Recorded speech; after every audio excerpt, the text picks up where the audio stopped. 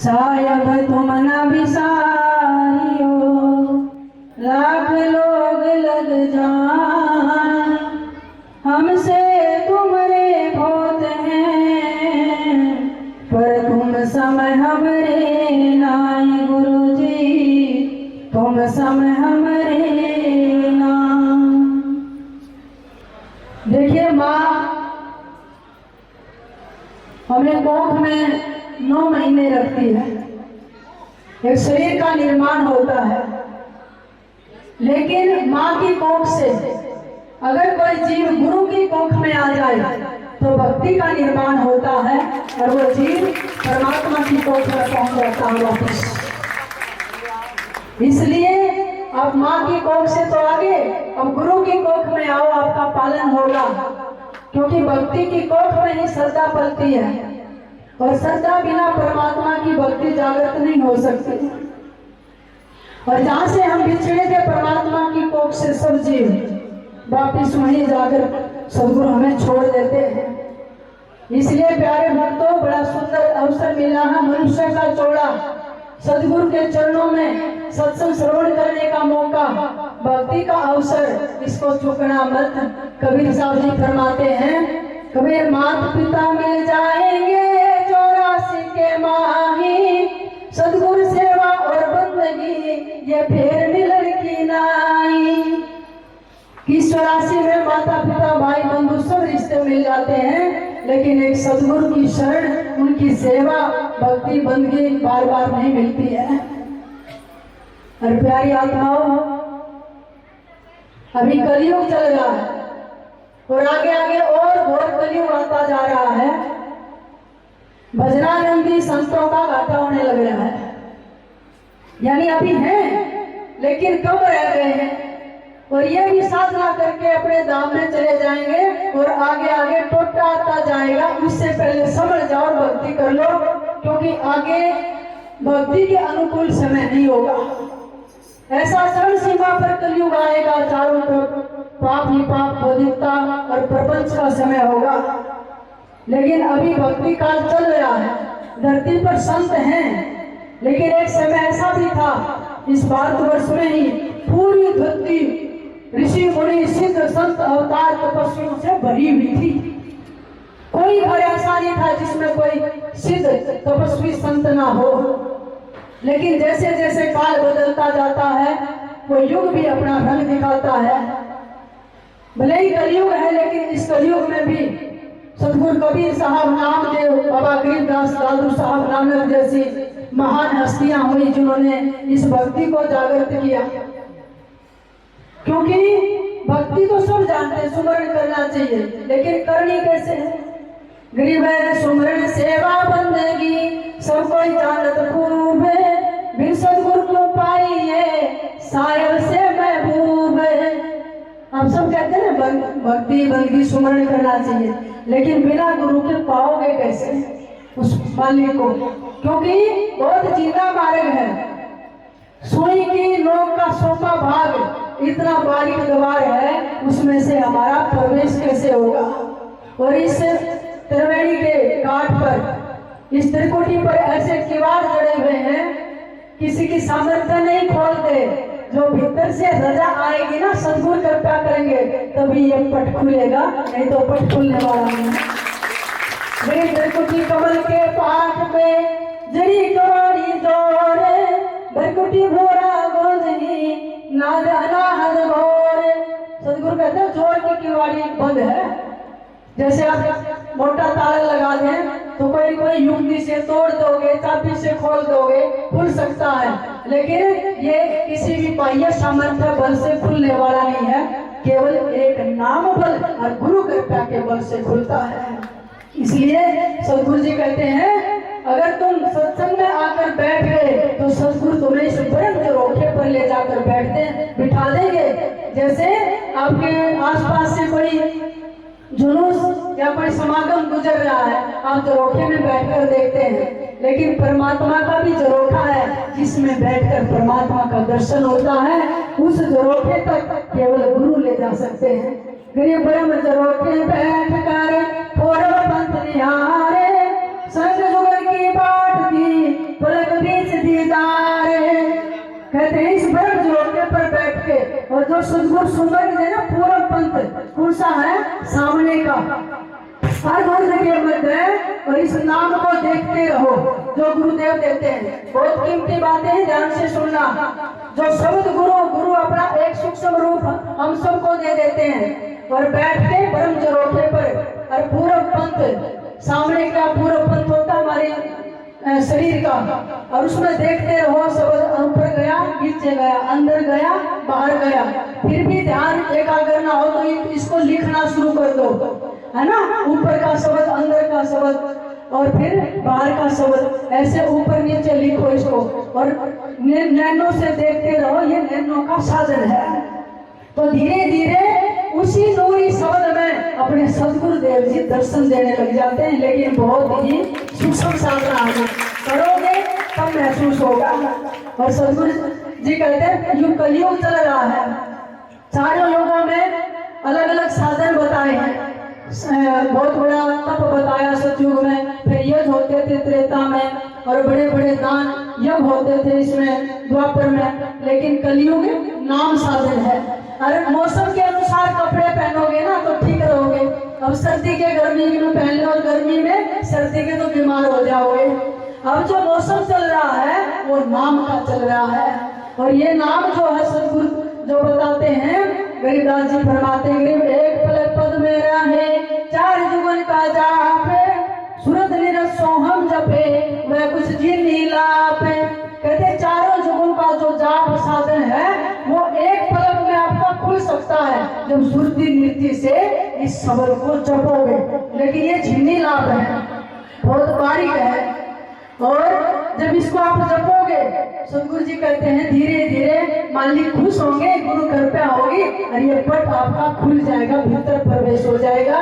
इसलिए बिना कृपा के, बिना गुरुमुख होए हम भीतर परमात्मा के देश में नहीं जा सकते हैं। क्योंकि कबीर साहब जी फरमाते हैं, कबीर मन मुरी संसार है, गुरु मुरीद कोई साधे, जो माने गुरु वचन को ताका मता अगाध। कि सारा संसार मन मुरीद है, मन मुक्ता से चलता है, मन की मानकर चलता है, इसलिए कृपा नहीं हो पाती। गुरु मुरीद कोई साध, यानी गुरुमुख बन के साधना करने वाला, सेवा करने वाला कोई एकाध होता है, और जो मानता है उसका मता अगाध हो जाता है। इसलिए पिछले जन्मों के पुण्य, इस जन्म की भक्ति जुड़ के आप भक्ति के मार्ग पर चल सकते हैं, और सदगुरु अपने अंशों की भुजा पकड़ लेते हैं। आपने सुना होगा सदगुरु गरीबदास जी महाराज जब चुड़ानी धाम में प्रकट थे तो आसोदा में संतोष नाम के भगत थे। पिछले जन्म की भक्ति थी, बचपन से ही बैराग की बातें करते, संतों की संगत अच्छी लगती। अब बड़े होने लगे तो रोजाना सदगुरु गरीबदास जी महाराज के बारे में सुना तो वहाँ दर्शन करने जाते, सत्संग सुनते, फिर दीक्षा ले ली। तो फिर उनकी ऐसी लगन लगी, एक दिन भी बिना सदगुरु के रहा नहीं जाता, ऐसी लगन लगी, रोजाना जाने लग गया। अब घर वालों ने सोचे बाबा जी ना हो जाए तो इसका विवाह कर देते हैं। अब संसारियों के पास एक ही बंधन है, ये भी बाबा जी ना हो जाए, भगत ना बन जाए, इसका विवाह कर दो। घर वालों ने कहा, तो उसने मना भी किया, मैं विरक्त रहना चाहता हूँ, मैं भगवान को पाना चाहता हूँ, मुझे सदगुरु मिल गया, मुझे बांधो मत। लेकिन उन्होंने कहा हमारे कुल की बेल कैसे बढ़ेगी। तो वो अपने भीतर सदगुरु की लीलाएं देखता था, नाम जपता, और साक्षात परमात्मा स्वरूप थे सदगुरु गरीबदास जी महाराज। उसने देख लिया झूठा जंजाल है सारा, और भीतर असली खेल है, और परमात्मा का धाम है। उस धाम की अलौकिक लीला, उस जैसा कहीं आनंद नहीं है। पता कैसा देश है, गरीब आनंद ही वो देश है, सदा सुजीवन संत, अमर पुरुष देवा जहाँ, वहाँ कुछ आदि अंत। आनंदी लोग, सदा सजीवन संत, यानी कभी नहीं मरते। जो साधना करके चले गए वो सारे संत आपको ऊपर बैठे मिलेंगे, और सदा जीवित रहते हैं अजर अमर चोले में। अमर पुरुष परमात्मा के पास में फिर सजी भी है, उसमें फिर में बैठे हैं। अगर आपने भी वहां जाना है ना तो इसमें फिर में बैठना शुरू कर दो, संतों की मजलिस में पहुंच जाओगे। क्योंकि वहां जाए बिना जीव मुक्त नहीं होता है। संतों की महफिल में आकर तो देखो, जरा खुदी को अपनी मिटा कर तो देखो। खुदी माने अहंकार, और ये कहीं नहीं मिटेगा, सदगुरु इसको मिटा सकते हैं। कहेंगे भूलेंगे नशे माया के सारे, जरा गीत प्रभु के गाकर तो देखो, बैठा है दिल में तेरे वो साहेब, जरा सिर को अपने झुकाकर तो देखो। लहरें ही बढ़ जाएंगी किनारे, फिर तूफान से जरा टकरा कर तो देखो, और खुलेंगे भंडार आनंद के सारे, जरा इस साहेब को सदगुरु को अपना बढ़ाकर तो देखो। किस को अपना बनाया है, लेकिन कोई अपना नहीं है। जब सदगुरु को अपना बना लोगे तो सब अपना हो जाता है। इसलिए सदगुरु कहते हैं अगर भक्ति करोगे तो उस लोक में ले जाएंगे। कहाँ पर? गरीब है अनंत लोक में गाज है, सब गाजों सिर गाज, सदगुरु के पानी भरे धर्मराय का राज। सब गाजों के ऊपर सदगुरु की गाज है, और जहाँ धर्मराज में पानी भरता है, सदगुरु के घर पानी भरते हैं, हम सब डरते हैं मौत और काल से। और फिर सदगुरु कहते हैं गरीब जिधर गोद चापी करे, 14 मुनि दीवाने, 14 को चरणों पड़े, और धर्मराय पकड़े कान। जो सबका कान पकड़ के धर्मराज ले जाता है ना, और तरह तरह के नरकों में डाल देते, यातना भी जाती है, वो साहिब के आगे कान पकड़े खड़ा है, उसके घर में पानी भरते हैं माया की। तो ऐसे लोग में सदगुरु ले जाएंगे। तो संतोष दास जी सारी लीला समझते थे, विवाह कर दिया, लेकिन फिर भी सदगुरु के पास जाना नहीं छोड़ा। तो घर वालों क्या करा, बाहर से ताला बंद करने लगे। जब आराम करने जाते ना कमरे में, ताला लगा देते। सदगुरु ने ऐसी युक्ति दे दी थी, जैसे ही भजन में बैठते, सूक्ष्म रूप से योग बल से नाम प्रताप से संतोष दास जी चुरानी पहुंच जाते और बाहर ताला लगा देते। सुबह घर वाले देखते आज तो गया नहीं होगा, पर बंद कर दिया, ताला लगा दिया। लेकिन क्या देखा, कमरे के बाहर चप्पल निकली हुई, लेकिन गिल्ली मिट्टी से, ओस से धसी हुई। पूछा ताला खोल कर, बेटा आज तो ताला लगा था, तू कैसे गया? कहने लगे बस सदगुरु को याद किया और दर्शन करके आ गया। ये कितनी बड़ी लीला, भीतर से गायब हो जाते संतोष दास। और उनकी पत्नी लक्ष्मीबाई कहती कि थोड़ी देर तो दिखाई देते, फिर नहीं दिखाई देते। अच्छा मेरी जाग खुलती है, मेरे नींद आ जाती है, और ऐसा माया का पर्दा होता। फिर सुबह यहाँ बैठे मिलते ध्यान में। तो उनके पिताजी का नारायण जी और उनके समधी छनामल जी दिल्ली से, और कुछ और पंचायतियों को, लक्ष्मी को और माता पिता संतोष दास जी को बाबा जी के पास ले गए। सदगुरु हमारा तो एक ही बेटा है, कुल कैसे बढ़ेगा आगे? अरे ये बैठा लिया आपने, मेरा बेटा छीन लिया। सदगुरु कहने लगे छीना नहीं है, ये तो परमात्मा का बच्चा हो चुका है। कहने लगे ना जी कुछ उपाय करो, इसको घर रहने दो। सदगुरु ने कहा 2 चादर रख दो, एक सफेद रंग की, एक पीले रंग की। अगर लक्ष्मी जी को कहो अगर ये घर में रखना चाहती है तो सफेद चादर चौकी पर तुम उठा कर अपने पति को दे दे। अगर इसको साधु बनाना चाहती है संत, तो पीली चादर उठा कर इसको दे दे। अब लक्ष्मी जी को पढ़ाया कान में सबने, बेटा बेटी देखिए घर की उजड़ने की बात है, ये बाबा जी ना हो जाए, और देखिए कुल कैसे चलेगा, सेवा कौन करेगा, बुढ़ापे में हम बूढ़े हो गए हैं, सफेद चादर उठा के दे देना। लेकिन जैसे ही गई सदगुरु ने माया फेरी, पीली चादर उठा के दे दी संतोष दास जी को। सब दादी ये बिचली की बेचारी विचलित होगी, दोबारा से उठवाओ। फिर उसके ऊपर आया चादर, बेटी पीली नहीं सफेद देनी है। वो दोबारा गई, अपने आप हाथों में फिर पीली उठा के दे दी। कल जी तीसरी बार हो करके देख लो, तीसरी बार भी पीली चादर उठा कर संतोष दास जी को दे दी। तो सब कहने लगे जी ये तो संत ही बनेगा। सदगुरु ने कहा फिर घर में रखो, लेकिन ये साधुताई में रखेगा। लक्ष्मीबाई ने कहा कि आज से संत रूप में मैं इनकी सेवा करूंगी, और एक माता के तरह इनको भोजन कराऊंगी, कभी बाधा नहीं डालूंगी साधना में, लेकिन मुझे भी इनकी चरणों की सेवा का अवसर मिल जाए।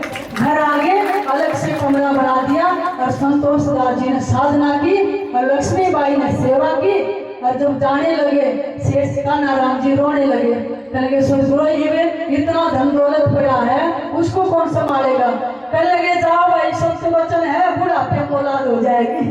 तो देखो नारायण जी को बुढ़ापे में दूसरा बेटा दिया, और वो पाया, फिर उनका कुल चला।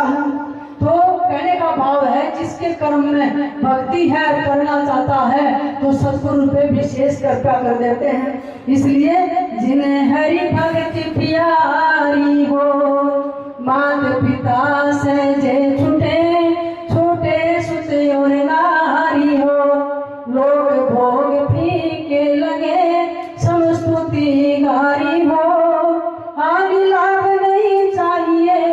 सब आसाहारी हो।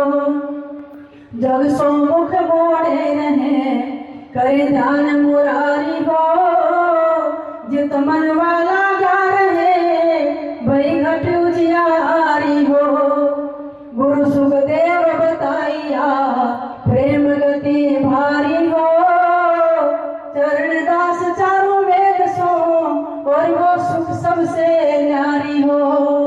कहते हैं जिसको भक्ति प्यारी है संसार के प्रपंच सब अपने आप छूटने लग जाते हैं। और क्योंकि चरणदास जी भी बाल ब्रह्मचारी थे और लगन लगी तो सच्चा सद्गुरु मिल जाए।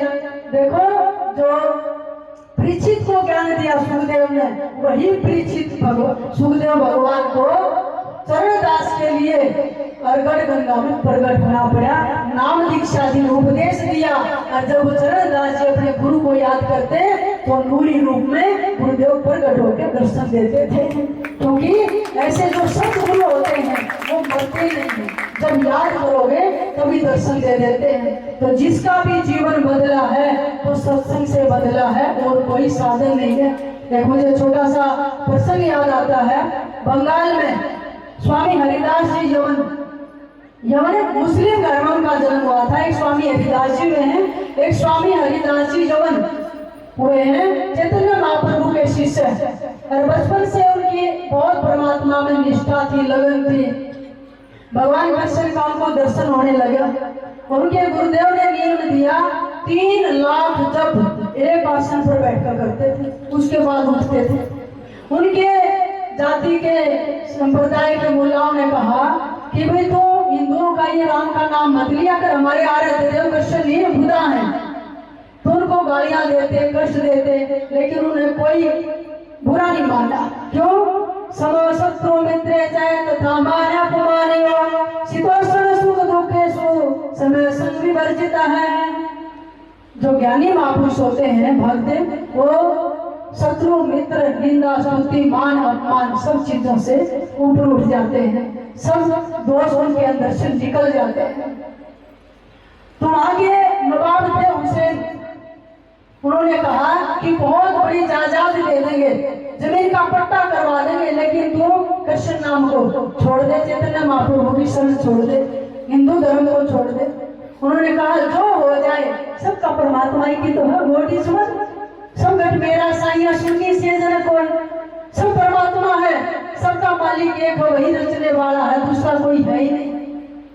उसको गिराने के लिए, बदनामी करने के लिए उस समय की एक बड़ी सुंदरी नर्तंगना वेश्या को सिखाया और कहने लगे जाकर उनकी भक्ति को भंग करो। स्वामी हरिदास जी के उनकी कुटिया में गई श्रृंगार करके और स्वामी जी बैठे हुए थे। तो बैठ गई, कब उठे, 1 घंटा हो गया, 2 हो गए, दोपहर हो गई, शाम हो गई, स्वामी जी उठे नहीं। वो थक के उठ के घर चली गई। फिर दूसरे दिन आई, कब उठे, मैं अपने क्रियाकलापों से इनको मोहित करूं, इनकी भक्ति को भंग करूं, क्योंकि राजा ने नवाब ने उनको धन दिया था। दूसरे दिन भी शाम हो गई, उठ के चली गई। तीसरे दिन आई, डुबोने आई थी, लेकिन फिर चली गई। चौथे दिन, 5वें दिन, 6ठे दिन जब उठकर जाने लगी, स्वामी हरिदास जी ने आंखें खोली और कह लगे बिटिया बैठ जा। कह लगी अब नहीं बैठूंगी, अब नहीं बैठूंगी, अब तो मैं कल आऊंगी। वो गई, अगले दिन नाई की दुकान पर सिर मुंडवा लिया, सारे वस्त्र रंगीले उतारकर सफेद साड़ी खरीदी बाजार से और हाथ में माला लेकर नंगे गंजे सिर माला पहनकर स्वामी जी के पास आकर खड़ी हो गई। महाराज मुझे माफ करो, मैं अपराधी हूँ, मैं आपको फंसाने आई थी, स्वयं ही फंस गई, मैं आपको डुबाने आई थी, स्वयं ही डूब गई। क्यों? एक भजनानंदी संत के पास 6 दिन बैठी थी, मन पलट गया और अपराध महसूस हुआ, रोती रही, आंखों से आंसू आए, चरण पकड़ लिए स्वामी हरिदास जी के। और संत इतने दयालु होते हैं, अपने आसन से उठे और कहने लगे बिटिया इधर आ। अपना जो आसन था, इतने साल जिस आसन पर बैठकर एक साधना की थी, वो आसन दे दिया उस वेश्या को। कहने लगी बेटा तू बैठ इस आसन पर, जिस माला से 3 लाख जब एक आसन पर बैठकर करते थे, वो माला गले में पहना दी बेटी, अब सब और जिस कुटिया में थे, मैं बाहर जा रहा हूँ, भगवान की भक्ति करूंगा, तू इस कुटिया में रह। और स्वामी हरिदास जी अपना आसन, अपनी सुमरनी, अपनी छोटी सी कुटिया देकर उस वेश्या को चले गए। वो निरंतर नाम जपती रही। तेजों में शरीर हो गया, अपने सदगुरु का दर्शन होता, भगवान की लीला संग होगी ध्यान में, और वो बहुत बड़ी भक्तनी हुई है। और फिर मैंने ऐसा सुना है, शास्त्रों में पढ़ा है, महापुरुषों के मुख से, जब बुजुर्ग हो गई, संसार से विदा होने वाली थी, शरीर अस्वस्थ हो गया, किसी ने स्वामी हरिदास जी को बताया जगन्नाथपुरी में, और चैतन्य महाप्रभु भी वहां पर थे, कि आपकी जो शिष्या थी, जो भक्तनी बन गई, शायद वो संसार से विदा हो जाए। स्वामी हरिदास जी आए कुटिया में, देखा सदगुरु का मंत्र चल रहा है, पता चला गुरुदेव पधारे हैं। सिर पर हाथ रखा, गुरुदेव ने गंगा जल डाला, तुलसी पत्र दिया, और अपने गुरु के दर्शन करते हुए प्राण त्याग दिए। और अलौकिक घटना देखिए, थोड़ी देर के बाद स्वामी हरिदास ने भी वेश्या के साथ प्राण त्याग दिए, और दोनों की समाधि साथ बनी हुई है। चैतन्य महाप्रभु पधारे, उन्होंने देखा तेरे शिष्य स्वामी हरिदास जो इतना नाम अखंड जाप करते थे, शरीर छोड़ दिया, अपने शिष्य का शरीर गोद में लिया। जब शरीर छोड़ दिया, गोद में लेकर नाचते रहे। उनके शिष्यों ने कहा, गुरुदेव क्या कर रहे हो? कहने लगे, अपने भक्त को वैकुंठ में पहुंचा रहा हूँ। नाच कर कीर्तन किया अपने शिष्य के शरीर को, और फिर अपने हाथों से चैतन्य महाप्रभु ने मिट्टी दी, स्वामी हरिदास जी को भी और उस वेश्या को भी। जीवन जो बदलेगा, संत महापुरुषों के चरणों में बदलेगा। कबीर खाई कोट की पानी पीवे न कोई, और जाए मिले जब गंग से तो गंगोदक होए। छोटे से नाला बहता हो ना, कोई पानी नहीं पीता, गंगा नाला है, वही जाकर गंगा में मिल जाए तो गंगा रूप हो जाता है। हमें कौन पूछता था तेरी बंदगी से पहले, और जब संतों में आए तो लोग भी हमें भक्त कहने लगे। आपको सत्संगी कहते ना लोग, लेकिन जब तक सत्संग में नहीं आए थे तो ये फीत नहीं लगी थी, अब आपके फीत लगी है। प्यारे भक्तों, जब भी समाज में उतरो, संसार में, ये बात दिमाग में लेकर चलो, किसी गुरु के शिष्य हैं, हम कोई ऐसा काम ना करें लोग कहें अरे सत्संगी है, उस गुरु का शिष्य है, फिर भी ऐसा काम करता है। इस फीत को याद रखा करो, और फिर चलते फिरते नाम जपो, बैठकर ध्यान करो। आप कहेंगे संसार के काम धंधे इतने हैं, समय नहीं मिलता। भोजन करते हो, प्रणाम करके एक गिलास लो, नाम ले लो, पानी पियो, नाम लो, ऑफिस में जाओ, जहाँ बैठे नाम जपो, जहाँ भी हो उठते बैठते, चाहे बाथरूम में हो आप, कोई शास्त्र में ऐसा नहीं लिखा कि आप नहा रहे हो और मलमूत्र त्याग कर रहे हो, नाम नहीं लेना। कहते हैं नाम उठत नाम बैठत नाम सोवत जागवे, और नाम खाते नाम पीते नाम से लागवे। और जब कर देखो तो कितनी माला हो जाएंगी, सारा दिन काम के साथ नाम जोड़ दो, कई माला हो जाएंगे आपके।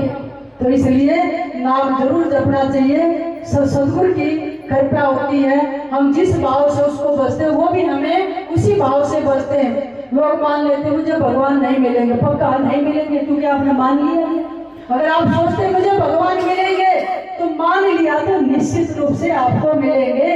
ये यथा माम प्रपदन्ते तासेव भजामहम मम वर्तमान वर्तन्ते मनुष्यः पार्थ सर्वशः।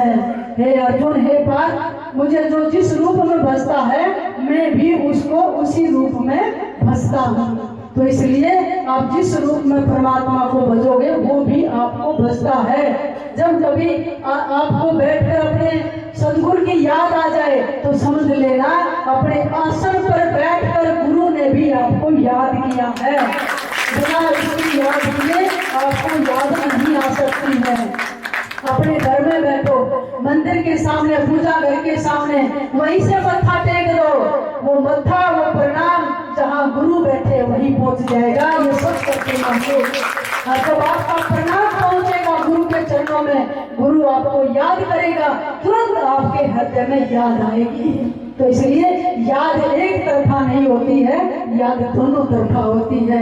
इसलिए प्यारी आत्माओं, बड़ा सौभाग्य है अब हमें इस कलयुग आने लग रहा है, फिर भी एक भजनानंदी पूज्य गुरुदेव की शरण मिली है।